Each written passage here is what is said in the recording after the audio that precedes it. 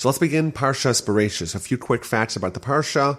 This Parsha contains 146 verses spread out over 5+ chapters. There's only one mitzvah in the entire Parsha. In fact, there's only 3 mitzvos in the whole book of Genesis. And I think definitely anyone who studies this Parsha knows that this is probably the most difficult Torah portion of all 54 of them.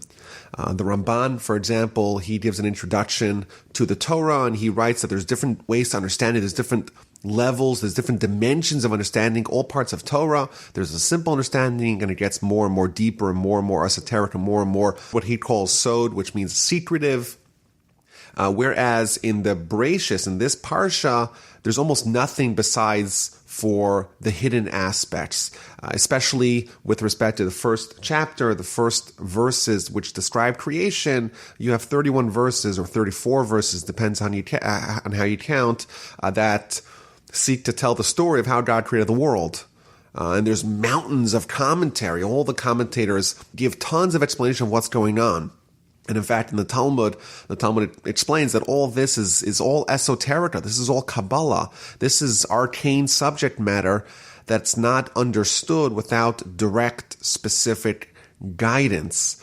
In fact, the Gaon of Vilna said that we could actually deduce from the very first word of the Torah, the word Bereishis, those 6 letters, we could deduce all 613 mitzvos. So obviously there's a lot baked into it. My grandfather, of blessed memory, he was the pedagogical advisor to several schools, and he actually thought that if you're teaching children, young children, the Torah, it's best to actually start with the third Parsha, Parshas Lech Lecha, and to skip the very difficult and hard to understand portions at the beginning of the Torah. Of course, in the Parsha podcast, we will not be skipping anything, but it's important, just before we begin, to realize that this is very difficult subject matter. It's not so clear. It's not evident from the initial study of the Parsha what exactly is going on, but we'll try to do as best we can. Now, the Mishnah in the chapters of the Fathers, in Pirkei Avos, chapter 5, points out something very intriguing. It points out that if you count the amount of utterances that there are in the Genesis narrative, the narrative of creation, you'll come up with 10 times it says that God said, let's create this, let's create that, and so on. And the Mishnah points out that really, God didn't need to say 10 utterances. God could have said only one. With one statement, with one revelation of His will, it would be sufficient for God to create the whole world. We have a hard time understanding how you could condense the entire creation of the whole universe, the whole world, of everything, of all the trillion species on our planet. To condense that into 31 verses is difficult, but the Mishnah says that really it could have been condensed into one verse. And the verse would say, and God said, let there be a world with everything that's in it, and that would indeed be sufficient. So why did God choose instead to create the world in this way, 7 days or 6 plus 1, with all these utterances? Says the Mishnah. Why? It's because if wicked people, if they sin, well, then they try to corrupt a world that was created with 10 utterances.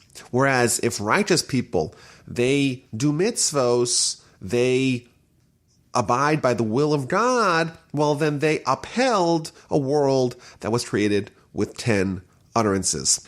What it's telling us is that the creation narrative is actually there for our benefit to understand that God, so to speak, the God who created everything, is so invested in our world. He took the time to go through the details, the minutia, so to speak, of adding all these other utterances, all these other revelations of His will to make His involvement in the world more pronounced. He could have said, oh, we're just creating the world, one utterance, and we're done. But no, He chose to say, let's create this, let's create that, and kind of going through the various realms of creation to show to us that He is involved in our world. It's one of the perspectives that's hard for people to grapple with, the idea that the same God that created the cosmos and all of time and space and the laws of physics and the whole universe is involved and cares about the lives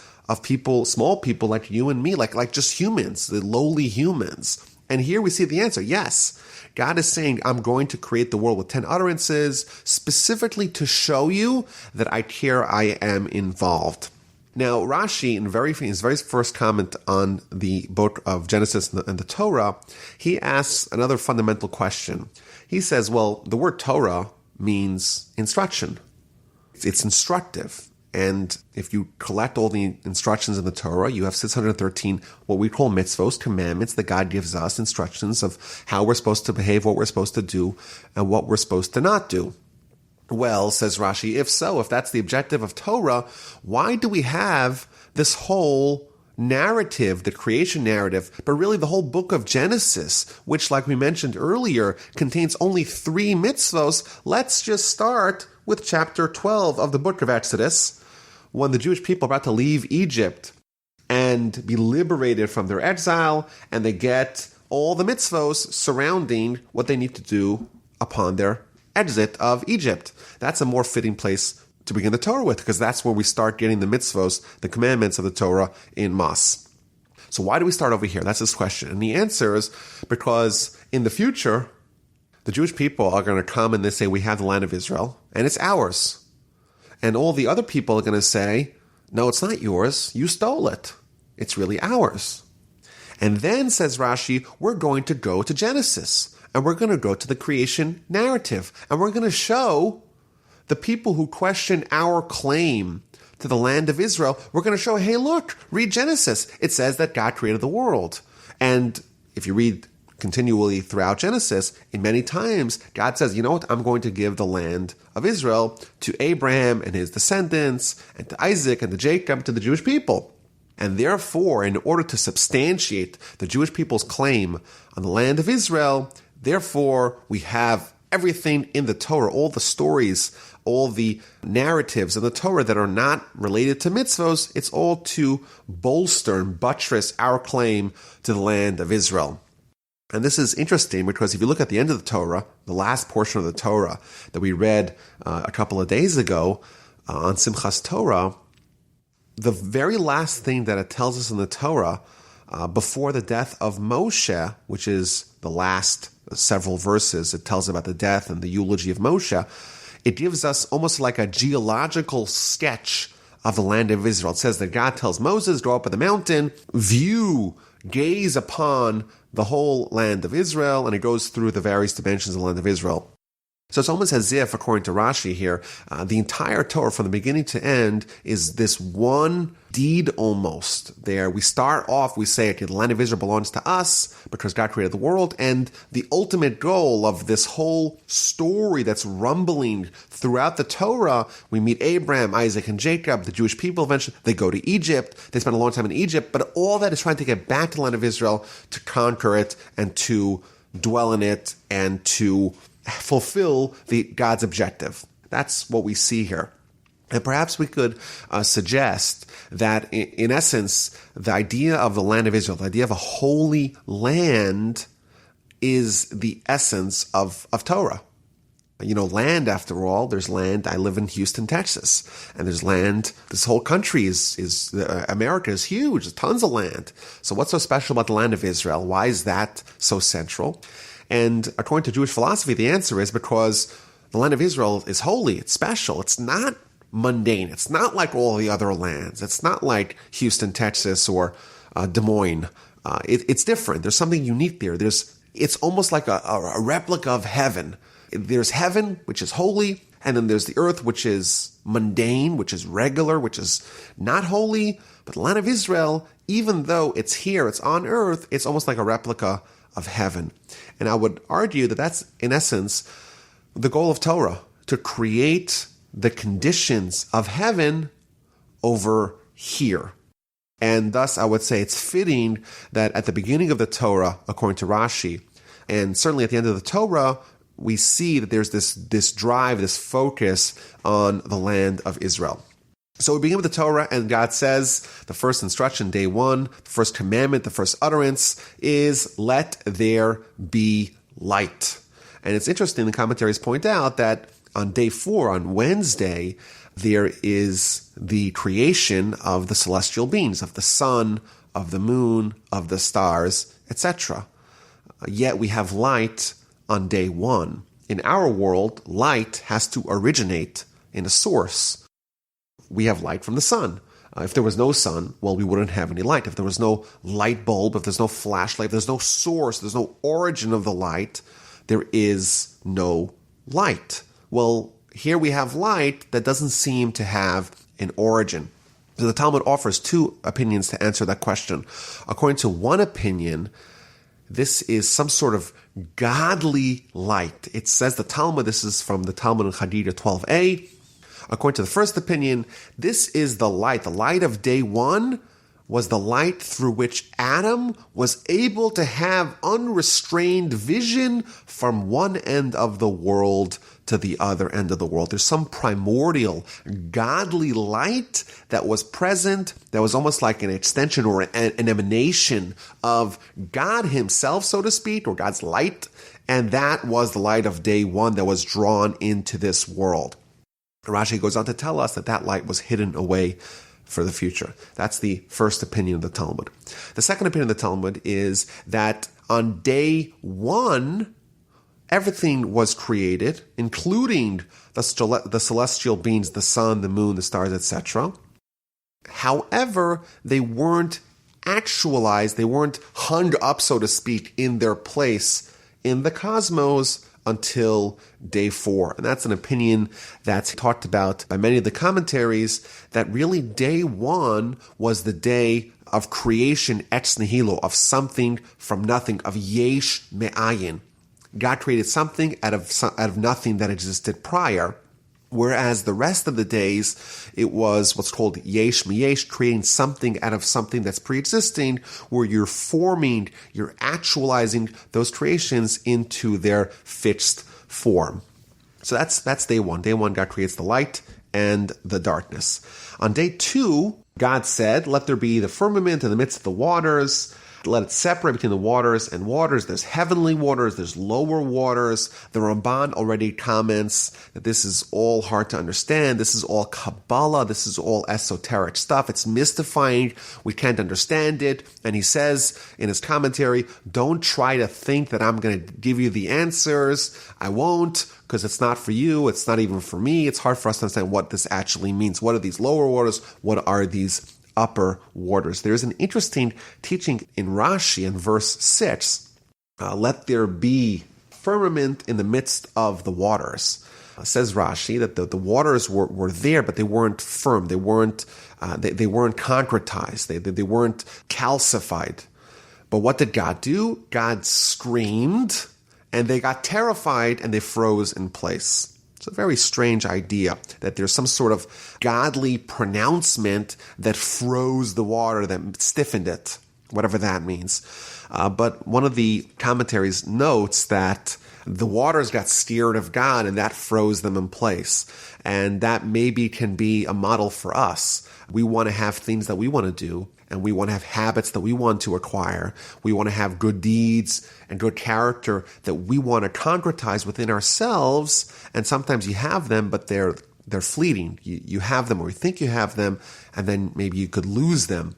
And here we see is that if you're fearful of heaven, if you have a serious relationship with God and you focus on that, that has the ability, just like God froze the water, God calcified the water with the fear of heaven, so to speak, we could do the same. If we inject fear of heaven into our life, that too will cement our good character that we are trying to acquire. Now, it's interesting, the commentaries point out, Rashi talks about it, that on day 2, it doesn't say, like it says by all the other days, ki tov, that God saw that what he did and it was good, or was exceedingly good. And each one of these days, God says, the bottom line, after the day is over, the Almighty looks at it and says, well, this is good. Whereas on Monday, on day 2, it doesn't have that same refrain. So Rashi explains, well, because the water, or the account of the creation and the formation and the setting of the water was not complete until day 3, until Tuesday, where God made the oceans and the seas and let the dry land be revealed. And because it wasn't complete, you can't label, you can't assign the label, it was good, unless the work was complete. And because it wasn't complete till Tuesday, it wasn't announced on Monday, on day 2, that behold, it is good. Now, it's interesting, the Talmud, in the book of Psachim, page 54a, asks the same question. Why, on Monday, on day 2 of creation, does it not label as it does with the other days, behold, it was good? The Talmud gives a different answer. The Talmud says that the reason why it does not announce that it was good on day 2, on Monday, is because Gehenom, purgatory, hell, was created on day 2. And it struck me that, Rashi has the Talmud, and the Talmud asks the same question. And the Talmud says that the reason why it wasn't assigned, day 2 wasn't assigned as a good day, was because of hell, because of Gehenna, because of the creation of the purgatory, of this place where the sinners, so to speak, are cleansed from their sin. And Rashi seems to give a different answer, that the work was not complete until day 3. So why would Rashi diverge from the Talmud's answer to the very same question? And maybe we could speculate that, in essence, Rashi's answer and the Talmud's answer is really one and the same. Rashi says that the reason why on Monday it wasn't labeled as it was good is because it wasn't finished until Tuesday. Well, in essence, that is exactly what the Jewish perspective of hell, of purgatory is when a job is not finished, something has to happen and it's not good. And that's what we call purgatory. So maybe Rashi is saying one half of the story, one half of the puzzle, and the Talmud is saying the other half of the puzzle, but both of them are referring to different elements of the same thing. The reason why it does not say it was good on Monday is because it wasn't complete. And that, in essence, is what the Talmud is saying when it says that Monday was the day for creation of Gehenna. Tuesday, we have the revelation of the land and the creation of trees and shrubbery and various vegetation. And on Wednesday, on day 4, we have the creation of the celestial beings in the heaven, the sun, the moon, the stars, etc. And there's a very astonishing Rashi here in verse 15 and 16. You read the verse says, "Let there be luminaries in the firmament and the heavens to separate between the day and the night, and they shall serve as signs and for festivals and for days and for years." As we know, a day and a month and a year, all those things, the calendar in essence, is regulated by the celestial beings. That's verse 14. Verse 15 says, "And they shall serve as luminaries in the firmaments of the heaven to shine upon the earth." And Rashi in this verse 15, says, the purpose of the sun and the moon and the stars is really about the calendar. That's the first verse after all, verse 14. That we should have signs for festivals, for days. We should be able to have a regulated calendar to live our lives by, so to speak. And in addition, a secondary function of the firmament is that there should be light, there should be illumination. If you were to ask me, or I would say most people, why do we have a sun? Most people would say, well, we have a sun because otherwise we wouldn't be able to live. We wouldn't have light. We wouldn't have heat, etc. And maybe you may also think of the fact that there's a calendar value to the sun and the moon and the stars, etc.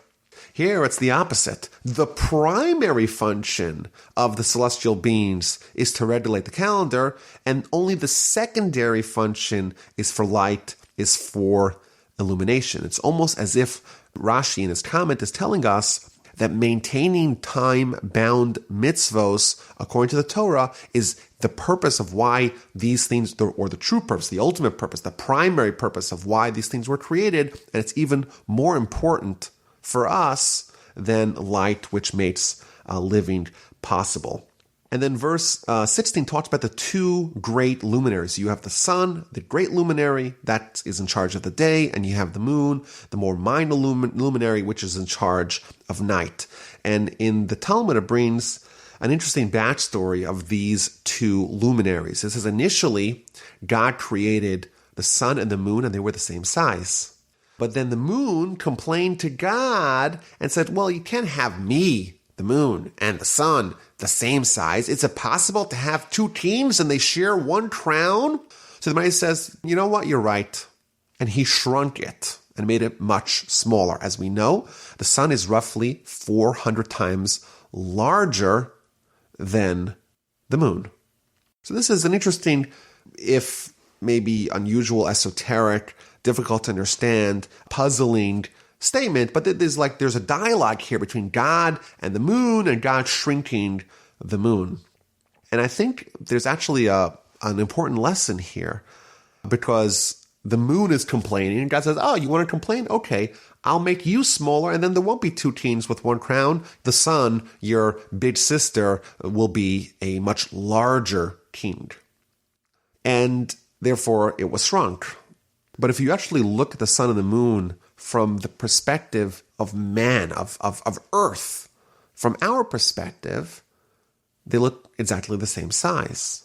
So what actually happened was, when the Almighty punished the moon by making it much smaller, he compensated by making it much closer to us. And it's positioned from our vantage point to look exactly the same size. And perhaps one of the lessons that we could deduce from this is that if someone needs to be punished, it's important that they're not embarrassed, that no one else needs to know. If you or me or anyone, we look at the sun and the moon, they look identical. Even though one is hundreds of times larger, but it's positioned so many millions of miles away further that from our perspective, they look identical. Yes, the moon was punished, but from our perspective, we don't need to know about that. Let it be punished, but we don't need to be privy to its shame.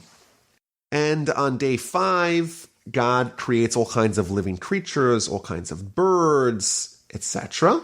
And on day 6, we have various larger animals and, of course, man.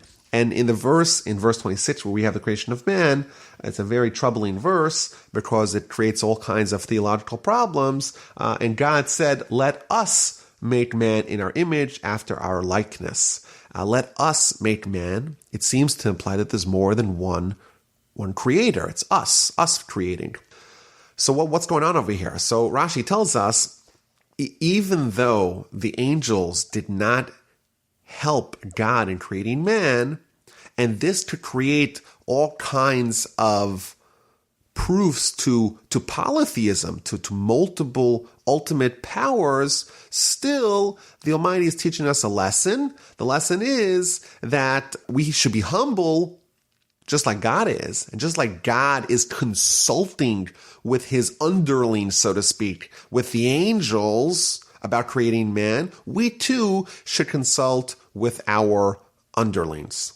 And even though that may create room for the polytheists or the idolaters or people who want to question the idea of one God, one ultimate power like we believe in, even though it's going to create questions, still God says, you know what, there's an important lesson that I'm willing to take the risk, so to speak, of people making that mistake to teach an important lesson. And the lesson is a lesson of humility, to ask advice from smaller people, just like God asked advice from the angels. That said, in the very next verse, it says, Vayivra Elohim es ha'adam. And God, which in singular terms, God created, not they created, but God created man, which would remove the argument or defame the argument that it was multiple entities creating man. Now, the commentaries point out that it does not say it was good by the creation of man. It says it afterwards that the entire creation was good, but it doesn't say that by the creation of man it was good. And the answer to this is that man is not necessarily good. Man could be good, man could be bad. And that's almost the essence of man, that we have the ability to veer in whichever direction we choose. It's up to us to decide if we are good. And therefore, God's not going to write our verdict. He won't say it's good. He won't say it's not good. It's up to us. Each one of us in our lives, we determine what is the status of our creation, was it good? If we live up to what's demanded from us, then indeed it will be good. Otherwise, it's also within our ability for us to not be good. And then we'll have a different legacy.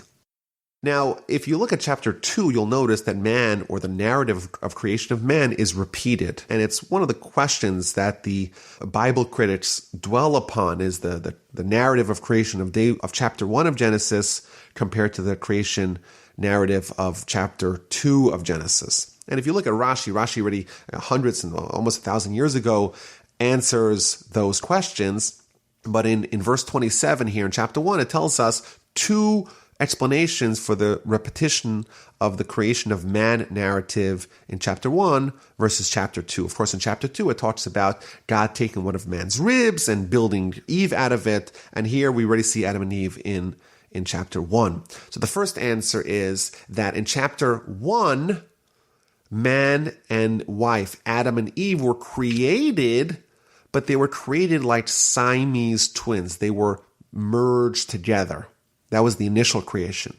In chapter 2, it's the separation of man and woman, of Adam and Eve, into two distinct entities. And this is one of the ideas that we see a lot with respect to relationships, that man and woman really are two halves of one whole. And that's the creation narrative of man in chapter 1 is the initial creation where they're bound together. And then chapter 2 is when they're separated. That's the first explanation. The second explanation is that chapter 1 is a very general overview of creation. And then in chapter 2, it gets to more specific, the details of how that was implemented. Now in verse 29 and 30, God instructs man that they should have all the vegetables that's growing from the ground is for them to eat.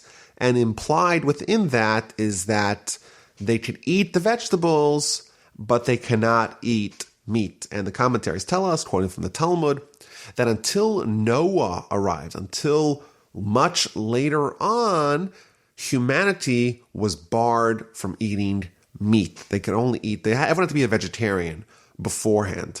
And only later on were they allowed to eat meat.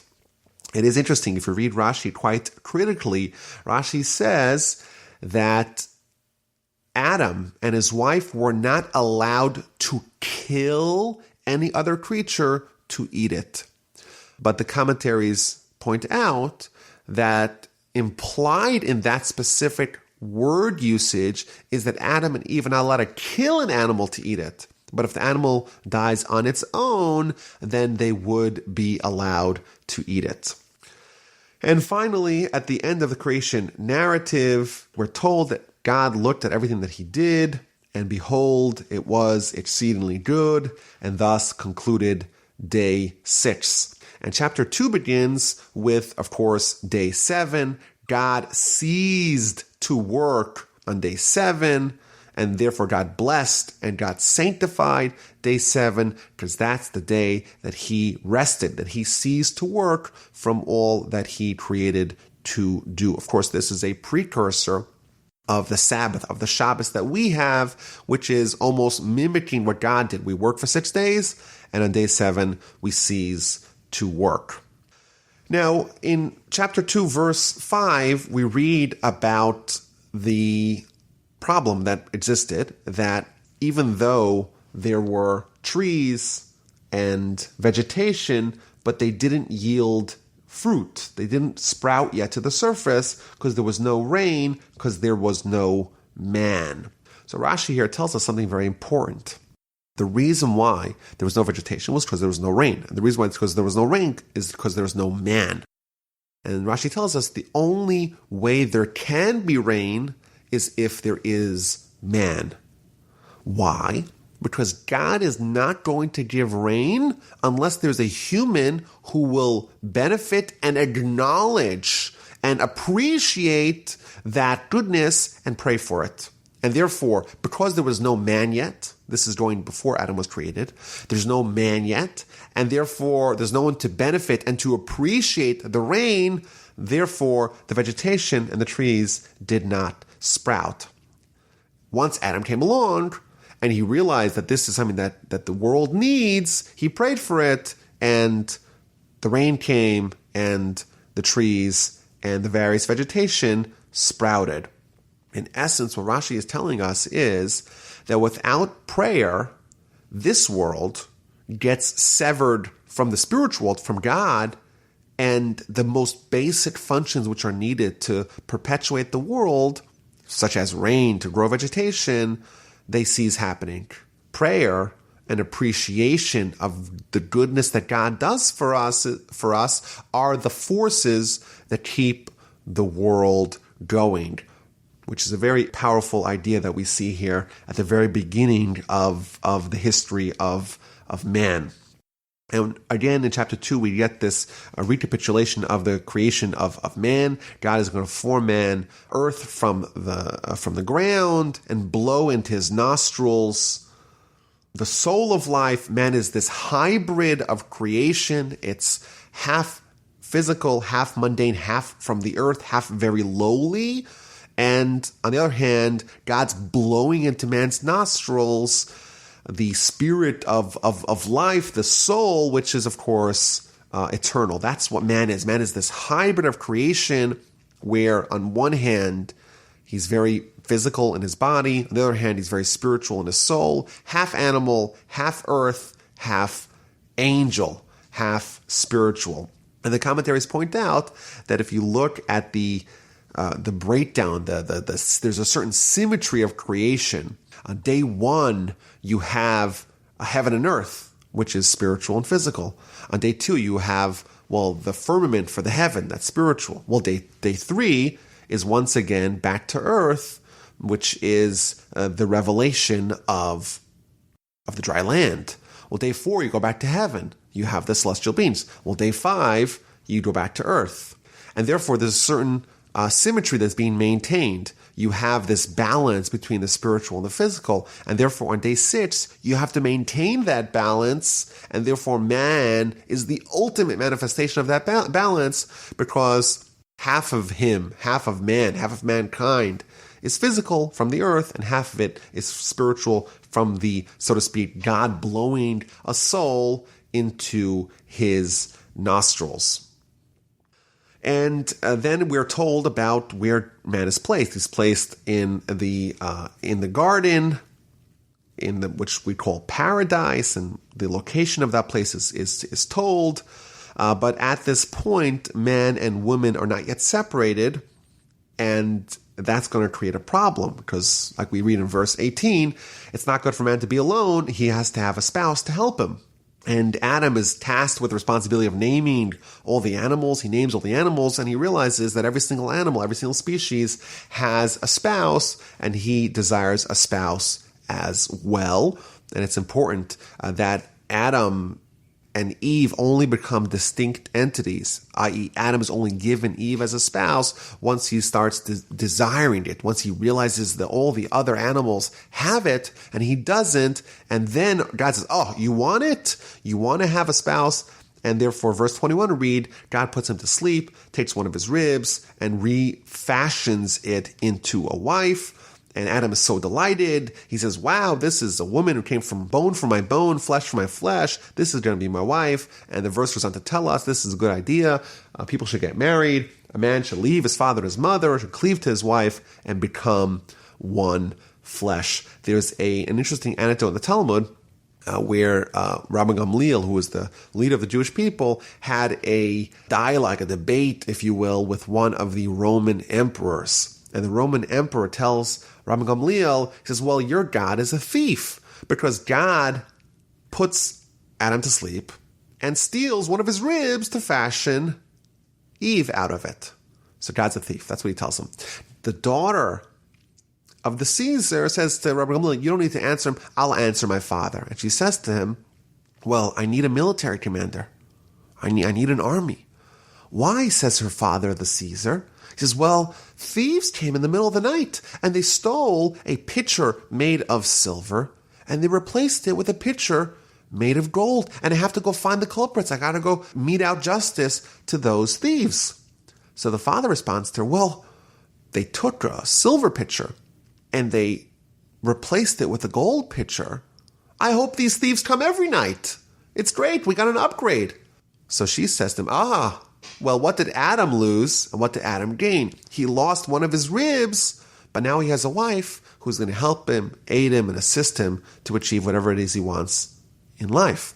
And therefore, it was a net positive. It was a thief, maybe, but this is the kind of thief that you want, who takes away the silver and replaces it with something much more valuable. So then her father says, then the Caesar says, no. Okay, that wasn't really my question. My question was, why does God put Adam to sleep and only then do the surgery to take out the rib to give him Eve? Do it. Don't do it surreptitiously. Do it straight up. Let him take the rib out and let him.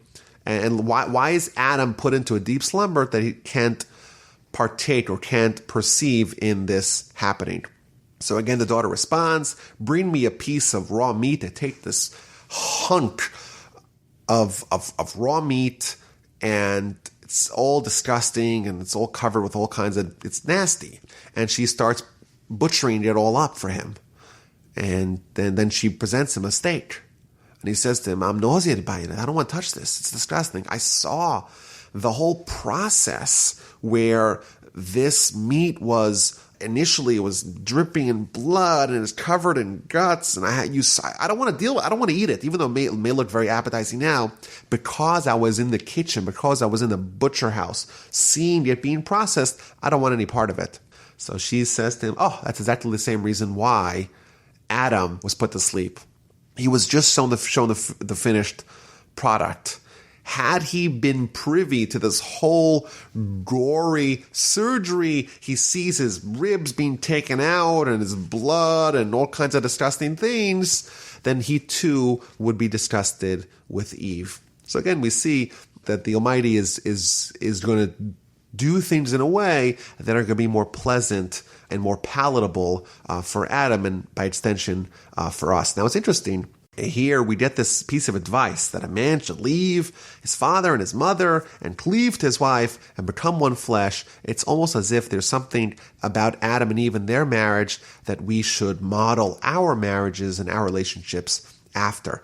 Now, a quick spoiler alert, chapter 3, the marriage is going to seem to go south or sideways at a minimum.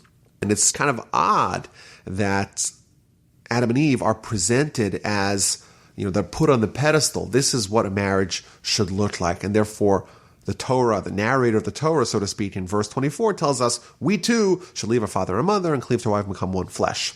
And in fact, in a Jewish wedding service, there's something called the Sheva Brachos, the 7 blessings. The 7 blessings that we say under the chuppah, under the wedding canopy, and for the duration of the days of celebration.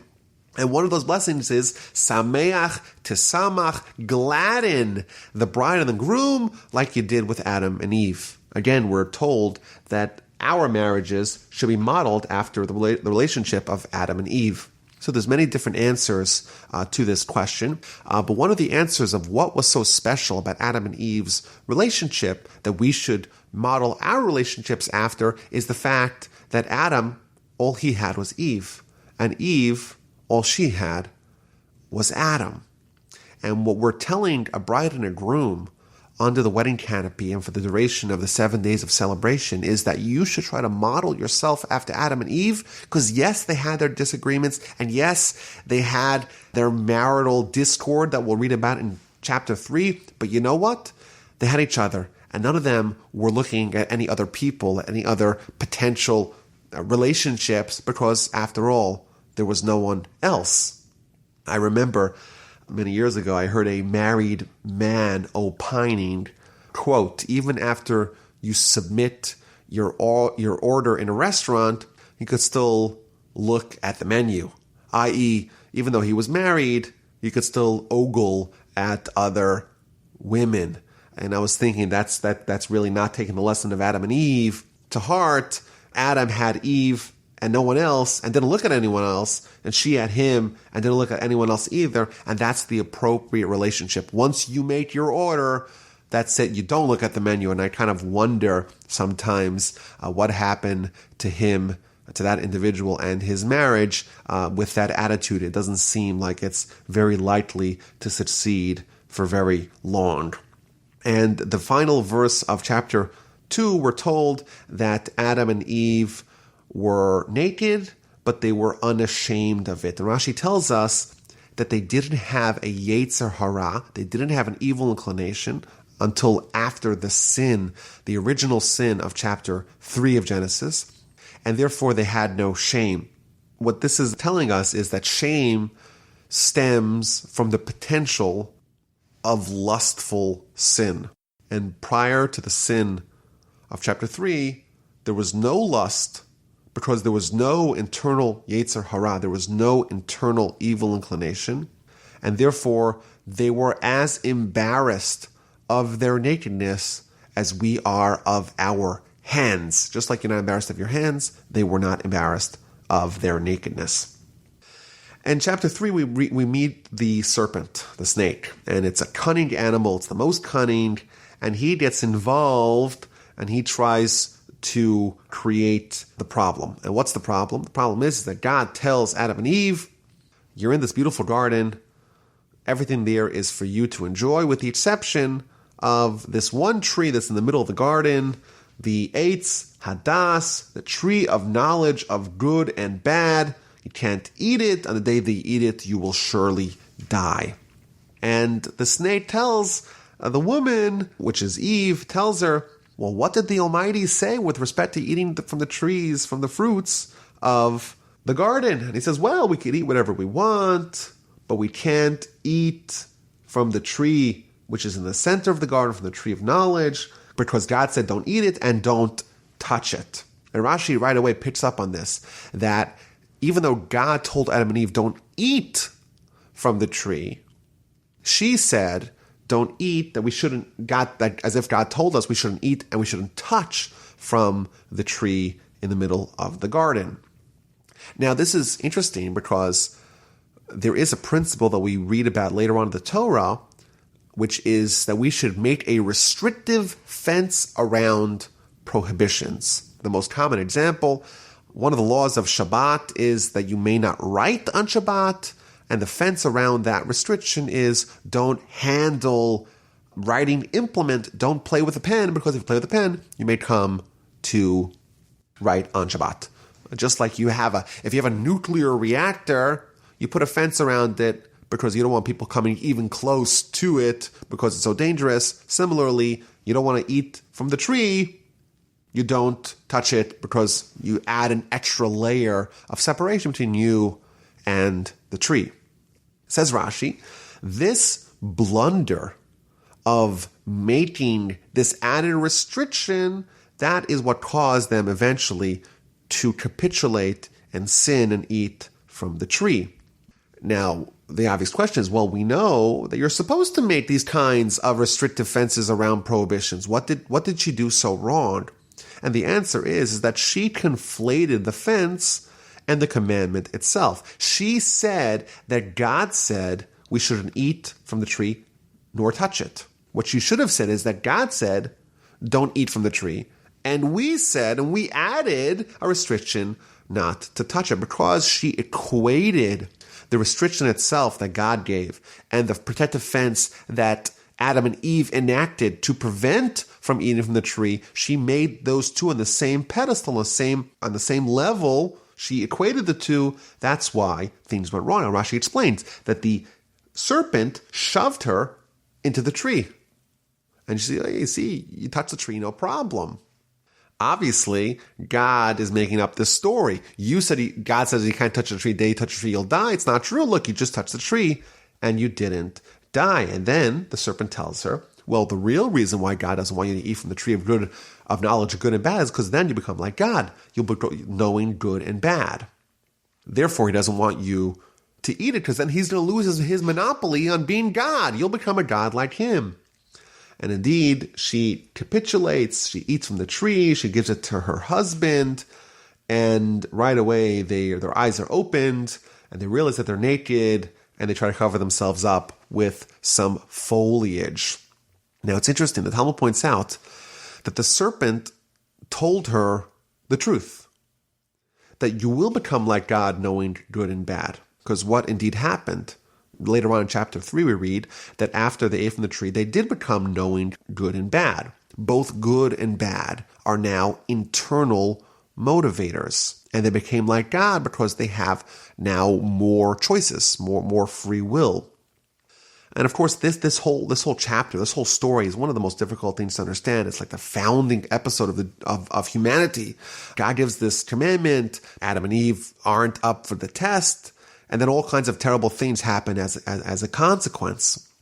But just quite briefly, of course, there's mountains of Jewish literature on this subject. As a general understanding of what's going on here is that Adam and Eve, humanity at that point, they're created in the image of God. They have godly capacities to make choices. Now, the choices were of a different level than they are today. Like we explained earlier, the Yetzer Hara, the evil inclination, was not internal. It wasn't something that they knew from within. It was external. It was manifested by the serpent that was outside of them, and that created the test, the challenge to eat, to not eat. That's the choice, the free will that they have. After they eat from the tree of knowledge, good and bad, both good and bad become internal, i.e., the evil inclination is now subsumed within them, and they're internally conflicted to do good and do bad. Their soul says do good, their evil inclination that also operates from within them is also telling them do bad. And therefore, the conflict, so to speak, that now we have to grapple with is actually more fierce, because now we have to not only fend off an external threats, we have to almost evict internal threats. There's internal enemies, so to speak. There's the evil inclination that's operating within us, telling us to do bad. And the commentaries point out that Adam and Eve knew what they were getting themselves into. They knew that their decision would have drastic consequences, but they did it willfully. It was a calculated decision to embrace this world, the world that we live in today, the world where we have a much more heightened degree of free will, because both good and bad are operating within us. It's a mixture. And therefore, what Adam and Eve chose to do was to imbibe on the poison, so to speak, to heighten the degree of meaning of life by making it even more difficult for us to navigate life, because now we have a more difficult challenge, and therefore our life and our successes and our triumphs are much greater because we overcame greater obstacles. Of course, there's the flip side to it. It's a double-edged sword. On one hand, it's great. We have this more godly quality of making a higher degree of choices, but of course, it could be bad if we make the wrong choices. But the bottom line is that Adam and Eve made a very thought-out, cogent, calculated decision to heighten, to amplify the degree of meaning that we have in our lives by incorporating the evil inclination within them, and now their choices are much more intense to choose good or bad. Bad is much more seductive because it is internally desirous, whereas previously it was not. And right away they notice they're naked, i.e., that's, again, the first manifestation of the evil within them. Now there is a possibility of lust, and therefore there is shame. And right away, God comes into the garden, and they start hiding, and God calls out to them, "Where are you? I was scared. I was naked. Who told you were naked? Did you eat from the tree?" And right away, the recriminations begin. Adam says, "Well, Eve gave it to me." Eve says, "Well, the serpent gave it to me." And the punishments are meted out to everyone, to all three of the conspirators, the snake, the serpent, Adam, and Eve. And it's interesting Adam earlier, he was the only one who didn't have a spouse. And he finally got a spouse. And he was so excited. This time it's flesh for my flesh, bone for my bone. I'm going to call her. She's my wife. She came from me. This is great. And right away, as soon as things get problematic, as soon as he is accused of a crime, he throws her under the bus. Well, she's the one who gave it to me, and she is responsible. I am free of any guilt. And the commentaries point out, if you actually study these episodes with careful lenses, you'll notice that this is exactly what the Yetzer Hara does. It causes us to have a lack of appreciation of the goodness of others and an inability to see our own guilt. Adam was guilty, and Eve, in aggregate, was very beneficial for him. But as soon as he's influenced by this bad from within, well, no longer is he going to appreciate the goodness that Eve is for him, and no longer is he willing or is he likely to view himself in a negative light. And therefore he's innocent, in his mind at least. He's innocent, and everyone else is guilty. Eve is guilty, and she's responsible. So what happens? There's punishments meted out. The snake is told that he first of all is going to slither on his belly. He's going to lose his legs. He had legs prior, and he lost them. He's going to have to eat from the dust of the earth. There's going to be enmity between him and the children of mankind, of humanity. The commentaries point out that this punishment of having to eat dust, it sounds almost like a blessing. Well, dust is quite plentiful on our planet. And the answer is that this indeed is a curse, because yes, you may have plentiful food, but you're going to not have any connection with God. And yes, for us, sometimes finding food is a struggle, but that struggle makes our life sometimes more meaningful. Eve is told three things. She's going to have pain in child rearing, pain of gestation, and pain of childbirth. And Adam is told that he's going to have a hard time making a living. The ground is going to be full of weeds and thorns and thistles and things like that. He's going to have to sweat very hard until he's able to put food on the table. And it's interesting, the commentaries explain here that the punishment is going to fit the crime.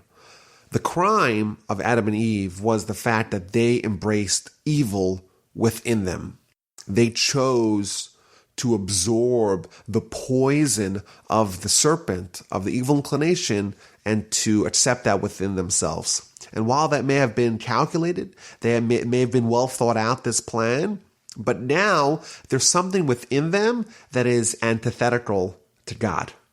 And therefore, because they are willing to absorb something which is antithetical to God, God says, you don't want to have this exclusive relationship where you really recognize that everything is from me, and you want to have this intermediary between you and me. You want to have this false god of the evil inclination.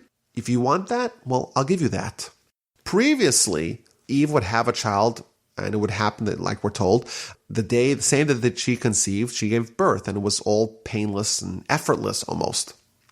Well, in that kind of world, you can't reject God. It's impossible to see anything but godly intervention and godly oversight. Now that there's painful gestation and painful birth, well, what does she think? It's almost as if this whole process clouds humanity's ability to see God's intervention.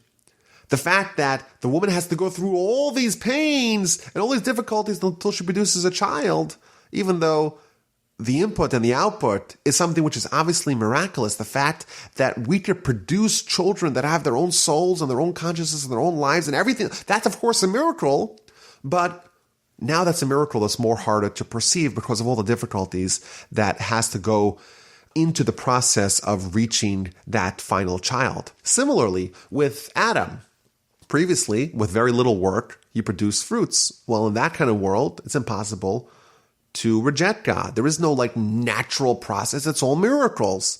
Well, now the man has to plow and he has to plant and he has to wait and he has to get the rain. He has got to harvest and weed out all those contaminants. All those steps make him think that this miracle of dropping a seed into the ground and having it sprout forth as fruit, that miracle is not a miracle. That's all my hard work, all my labor, all the sweat of my brow brought me this final product. This bread on the table, that's my handiwork. That's not God's handiwork.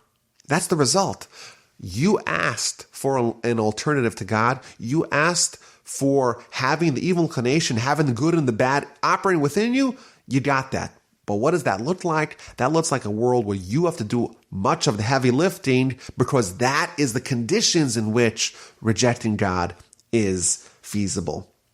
And the chapter ends where God makes Adam and Eve leather garments and clothes them, and then they are banished from paradise, and there is a swinging, flaming sword placed upon the door they can't get back in. There's an interesting teaching in the Talmud, in the book of Sot, on page 14a. The Talmud says that the Torah begins and ends with episodes of godly kindness.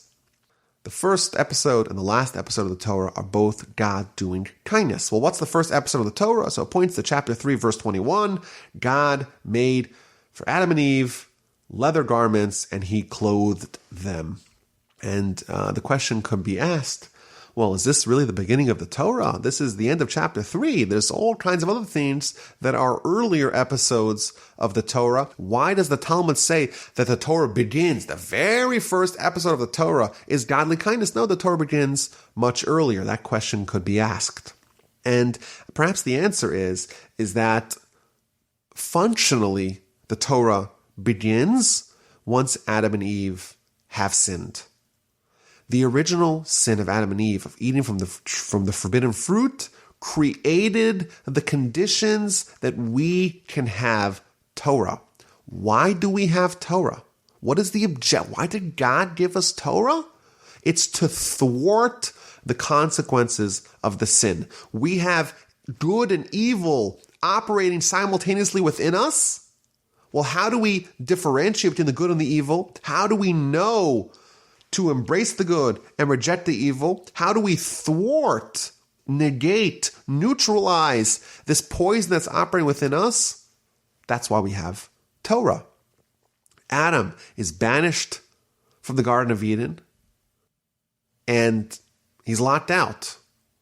That's, of course, a result of the sin. When we have Torah, Torah is the tools to undo the consequences of the sin, to remove the evil from within us, and to allow us to regain entry into paradise. A very powerful idea. Chapter 4, we meet Cain and Abel, the children of Adam and Eve. One of them becomes a farmer, one of them becomes a shepherd, and they both bring sacrifices and offerings to God. Cain brings from the more poorer quality fruits, and Abel brings from the more choicest fruit. And of course, God accepts the offering of Abel, but rejects the offering of Cain. Cain gets envious. He gets upset. He gets depressed. God says to him, listen, if you improve what you do, I'll embrace it. But if you don't, well, then what do you expect? Cain is not comforted, and he plots, and he eventually kills his brother. God says to him, where's your brother? Am I my brother's keeper? And Cain is punished. So it's interesting.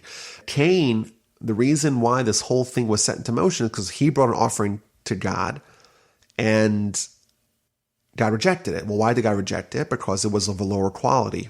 It seems like the lesson here is that doing mitzvos, doing Torah, fulfilling the will of God, trying to develop a relationship with God is not about just doing the perfunctory acts of offering something for God.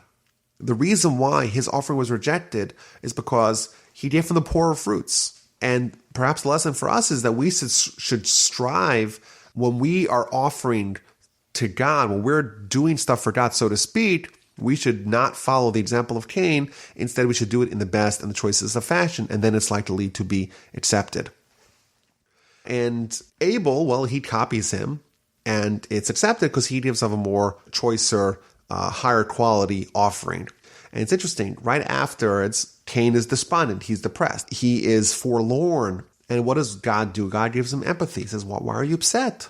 Why are you down? Why has your countenance fallen? It's interesting, like this little episode here of chapter 4, verse 6, God is coming to Cain and giving him empathy. He's showing concern for him. The Rambam Maimonides tells us that whenever we're told or shown God's behavior, it's because it's something that we ought to try to emulate. There's a mitzvah, there's a commandment for us to try to emulate, to walk in God's ways. And here we see a nice example of it. Cain is down, he's depressed, he's despondent. What does God do? Right away he says, why are you sad? How can I make it better? And he gives him the guidance to do that. But Cain is not comforted, and he goes and commits fratricide by killing his brother. Now, there's an interesting verse here. In verse 10, Rashi points out that God tells Cain, what have you done? The voice of your brother's bloods cry out to me from the ground. You read it in Hebrew. It doesn't say the voice of your brother's blood cries out to me. It's the voice of your brother's bloods, plural. Says Rashi, what does this mean? It means that even though Cain only killed one person, in effect, he killed not only Abel, his brother, but had Abel survived, he might have had children, and they would have had children. They would have grandchildren, great-grandchildren, etc. So did Cain kill one person? Did he kill, 100 billion people? And here we're told that the bloods of his descendants are also included in the original misdeed of Cain. And the takeaway here is that the Almighty views every action, both good and bad, not just in the limited sense, what happened here, Cain killed Abel, but what would have happened, what were all the possible repercussions and ramifications of that act. And the act is that Cain didn't kill one person, he killed the bloods of Abel and Abel's children and grandchildren and great-grandchildren and so on. All that was part of the original crime, which is, of course, very terrifying for us on the negative side, that when we do things against the will of God, God views it not just in the limited sense, in more rigid, this is the act and that's it. It's contained. It's not a contained act. Every act is viewed with all the millions of repercussions, ramifications, and permutations of that act. And that's on the negative side. It's also on the positive side. I heard a story about an episode that happened in the Warsaw ghetto. There was a woman, a Jewish woman who was in the ghetto. She was pregnant, and she wanted to visit her physician. So she snuck out of the Warsaw ghetto, and she went to visit her Polish non-Jewish physician. And then after the visit, she was heading back home to the ghetto, and the doctor said to her, "Are you crazy? You're going back into the ghetto? Come stay here with me." She said to the physician, "Well, I have a family. I can't just abandon my family." So the doctor said to her, he says, "Okay, bring your family here. We'll see what we could do to try to hide them." So the woman sneaks back into the ghetto and comes back to this Polish doctor with 13 of her immediate family members. And indeed, from 1941, 3.5 years, this Polish physician guarded, safeguarded, and hid these 13 Jewish souls, and they all survived, quite improbably. And then in 1990s, there was a wedding. One of the grandchildren of one of those people who survived, one of those grandchildren was getting married, and this Polish doctor, she was already advanced in her 80s or 90s, they found her, and they flew her into New York to participate in the wedding. And they said by this wedding, there were over 200 descendants of people that this non-Jewish woman had hid in her attic during the duration of the war. And I think this is almost like the flip side. Yes, this woman saved 13 souls, which is, of course, incredible. But not only that, all those children and grandchildren and great-grandchildren, I'm sure today there's probably not 200, maybe there's 400 descendants. All those people are all in the merit of the initial act of kindness and gallantry of that brave woman. Pretty remarkable how it goes both ways. So Cain is reprimanded by God. God says to him, you committed murder, and Cain tries to repent. God says, okay, I'll let you repent. You're going to survive for 7 generations before you're killed. He places a marker on his head that he shouldn't be attacked by the animals. And Cain doesn't have such a great life afterwards. He is an itinerant. He constantly has to resettle in different places. He has children and grandchildren. Eventually, his descendant is Lamech, and this Lamech character eventually kills his great-great-grandfather by mistake. And Rashi explains, this Lamech individual was blind, and he was hunting with the sun, and he sees a figure. He thought it's an animal. He shoots him with the bow. Turns out it's his great-great-grandpappy, Cain. And then things go bad because he was so sad. He started shaking his hands together, and then he crushed the skull of his son as well. So a really bad day for Lamech, and his wives turn on him as well. Then we go back to Adam. Adam he has more children, and eventually he's going to die at the age of 930. And this is a theme we see in chapter 5. We go through the 10 generations from Adam until Noah, and we're not told very many details about these individuals, but we're told their lifespan. And the numbers are astoundingly large. Adam lives to 930, 900, 969, Mesushelach. And the shortest one is Chanoch. He only lasts to 365. Of course, it's a question for us. Today, people, thank God, have our lifespan is expanding. It's getting larger. People living to 70, 80, it's quite normal. 90, 100, even more than that is becoming less rare than in previous days. But no one lives till 200 or much less 900. So the Ramchal, Rabbi Moshe Chaim Luzzatto, in one of his books, he says that the goal of life after the sin of Adam is to fix and to eradicate the evil within us. For us, post-Abraham, post-Sinai, we have Torah. And the objective of Torah is to enable us. It's a tool to cleanse us of the evil that we have within us. During the times of Adam to Noah and up to the times of Abraham, there was no Torah. And therefore, they had to come up with other ways to achieve the same end of trying to remove the evil from within them. And therefore, because they didn't have the magic bullet, the elixir of Torah to remove the evil from within them, they were given a much longer lifespan because they had to go the long route to achieve the same goal. Once we have Torah, it's much easier for us to remove the evil from within us, and therefore we have shorter lifespans. And you actually, if you read throughout Genesis, once Abraham comes around, he's going to discover much of Torah, and certainly the Torah ideals, and right away the lifespans are drastically shortened to being close to the lifespans that we are accustomed to. Now, there's an interesting note here. While it lists all the generations from Adam to Noah, there's one in particular that is of note, and that's Chanoch, who is from Adam to Seth to Enosh to Canaan to Mahalalel to Yered to Jared to Enoch, Mesushelah, Lamech, and Noah, 10 generations. We meet also Chanoch. And Chanoch, he lives a comparatively shorter life, 365. And Rashi says something very surprising. Rashi says that the reason why he died young or relatively young is because he was righteous. And God was worried that if he lives a long time, he may regress and he may become less righteous. And therefore, God killed him as an act of mercy, which is a very important teaching here in Rashi. If we just read this, we would say, well, why is Chanoch, who's righteous, the verse says is walking with God, why is he dying young? And then Rashi tells us, no, it's actually the opposite. It's not a punishment. It's not an indictment of Chanoch. In fact, it's to his benefit to die young because that will ensure that he'll die righteous. And this, again, shows us that we have no idea what kind of godly calculations are going on. And we see this again a little bit later on in the last verse of chapter 5. It tells us that Noah was 500 years old when he had his children.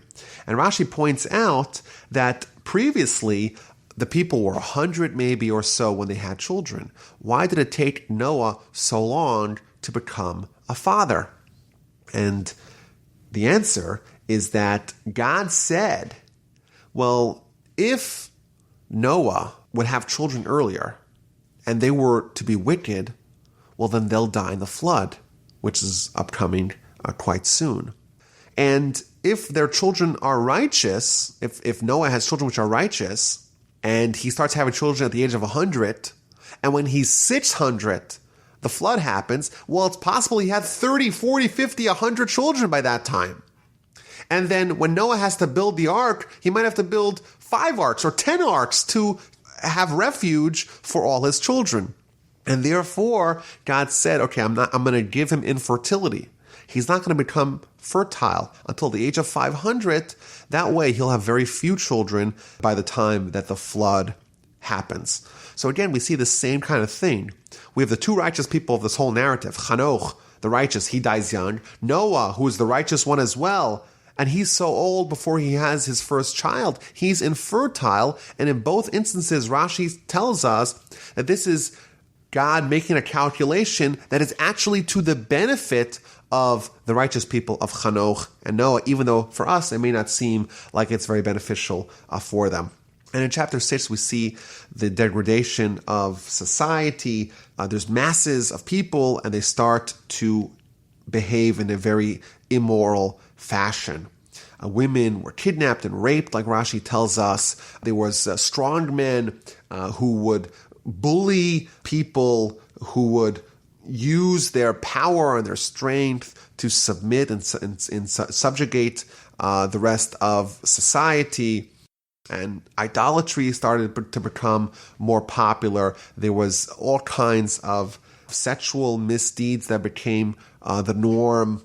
And even the animals were starting to behave in a corrupt and immoral fashion. And God says, I'm going to allow them, I'm going to tolerate them for another 120 years. But if they don't rectify and mend their ways, I'm going to destroy them. And the Parsha ends.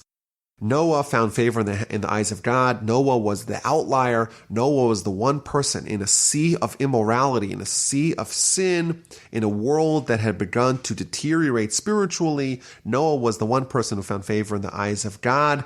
And of course, the very next Parsha we'll do next week, please God, is the Parsha, Parshas Noah, the story of Noah and the ark and the flood and the fact that God is, so to speak, starting anew.